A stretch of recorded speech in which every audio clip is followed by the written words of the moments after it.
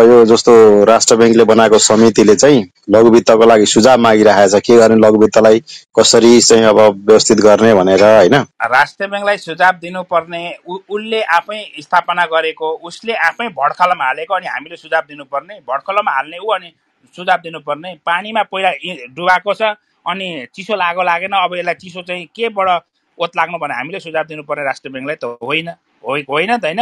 राष्ट्र बैंकले आफै ढकलेर हिलोमा बनायो। अब यो हिलो चाहिँ पुस्दाखेरि जान्छ कि धोरा जान्छ भन्दा उसले सुझाव माग्नु त भएन। उसलाई सबै कुरा आन्द्रापणी छ। यो सुझाव भनेको झारो टार्ने काम हो हैन, कहिलेकाहीँ झारो टार्ने काम, हाम्रो यो लबिजमको भाषामा भन्ने झारो टार्ने काम क्या है। अब तपाईलाई भन्दा फेरि मलाई गाली गर्नुहुन्छ होला। मलाई एउटा समितिको छानबिन समितिको संयोजक बनाएको थियो, ग्रुपले भनौँ लबीले बनाएको थियो। तर लबीले के निर्णय दिएको थियो भने तपाईले रिपोर्ट चाहिँ यो तरिकाले लेखेर आइदिनु है भनेको थियो। मलाई समितिको संयोजक बनायो अनि के भन्छ, रिपोर्ट चाहिँ यो हिसाबले लिएर ल्याइदिनु ल है भट्टराई सर भन्नुहुन्छ हैन। अब मैले पनि नाइ भन्न मिल्दैन। हेर्नुहोस्, भोलि मलाई त्यो ग्रुपले बनाउँदै त्यसको चेयरम्यान अध्यक्ष ठुल्ठुलो मान्छे बनाउन सक्छ भनेर के बनाइदिनु पर्यो भनेको संयोजक यसो गरेर यसो बनाइदिनु त भने। अब मान्छेलाई झारो टार्नको लागि मेरो नाममा मिटिङ बस्यो र सुभाष चन्द्र भट्टराईलाई संयोजक तोकी त्यहाँभित्र भएका कुरा के हुन् छानबिन गरेर ल्याउनलाई 7 दिनमा ल्याउनु भनेर निर्देशन दियो। एउटा मन्त्री परिषदले त्यस्तै राष्ट्रिय बैंकले सुझाव दिए जस्तो दियो।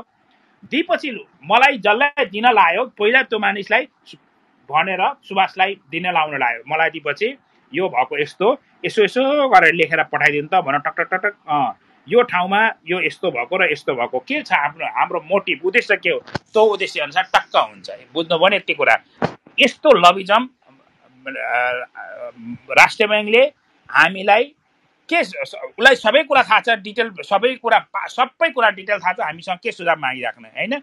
उसलाई जानी जानी हामीलाई चाहिँ आगोमा घिउ थप्ने काम, हामीलाई इरिटेट गर्ने काम चाहिँ राष्ट्रिय बैंकले गरिरहेको छ। यतिखेर नीतिले पेल्देको छ, पैसालाई सर्ट गरेको छ, मार्केट के बढाउने भनेर सुझाव दिन मिल्छ। 4/12 कहिले हटाउँदैन हैन, 4/12 हटाउँदैन। सीसीडी रेसियोलाई सीडी रेसियो भनेर पैसा तान्छ। अनि अहिले बन्डहरू जारी गर्नुपर्छ भन्न थाल्यो ब्याङ्कहरूलाई। बन्ड महँगो ब्याजको बन्ड भन्छ, ऊ बन्डमा पैसा राख्ने, ऊ 12-11 को बन्ड राखायो भने राष्ट्रिय बैंक र सरकारका पैसा, टेलिकमका पैसा, सरकारी सेनाका पैसा उमा 11-12 को राख्ने। अनि त्यस्तो 11-12 मा राखेपछि बन्डको पैसा हाई हुन्छ। बन्डको पैसा हाई हुँदा बेस रेट हाई जान्छ अनि हामीलाई महँगो ब्याज पर्छ। माइक्रो फाइनान्सको सेक्टरमा के गर्ने भन्ने कुरामा त त्यहाँ कन्फ्लिक्ट अफ इन्ट्रेस्ट देखिन्छ। फाइनान्सर पनि उही हो र इक्विटी होल्डर पनि, ओनर पनि उही हो को कन्डिसनमा चाहिँ सोर्स अफ फन्ड दिनेवाला र इक्विटी भनेको ओनर नै त्यही देखिने बित्तिकै त्यसले चाहिँ कन्फ्लिक्ट अफ इन्ट्रेस्ट क्रिएट गर्छ र सँगसँगै त्यहाँ अलिकति हामीले जुन मार्केटमा जे खोजिरहेछौँ त्यो पाइँदैन। त्यो एउटा पाटोमा अब राष्ट्र बैंक सजग हुनुपर्छ।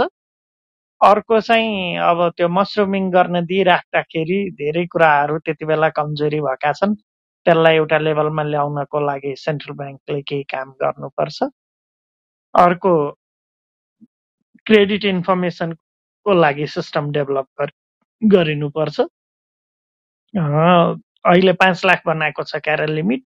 5 लाखले चाहिँ साँच्चीकै एउटा माइक्रो क्रेडिटबाट ब्याङ्किङ बिजनेससम्म आइपुग्न चाहिँ बराबर त्यो लेभलमा पुग्न सक्दैन।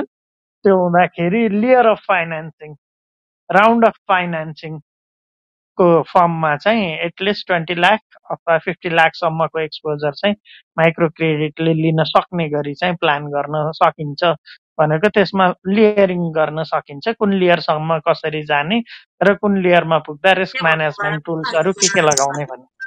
यो जस्तो राष्ट्र बैंकले